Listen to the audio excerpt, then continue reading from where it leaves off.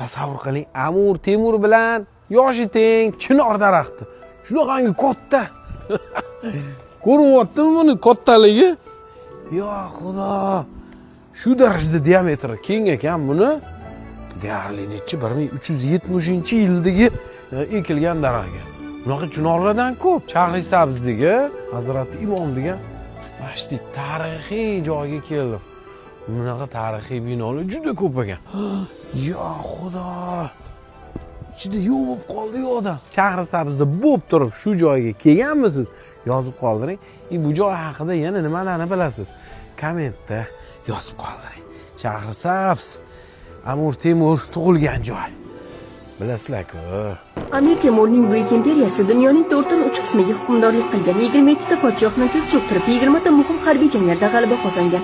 100 ga yaqin jang o'tkazib, hech birida mag'lub bo'lmagan. Tarixga ismini yengilmas Turon xoqoni, sohibqiron Amir Temur deb yozdirgan.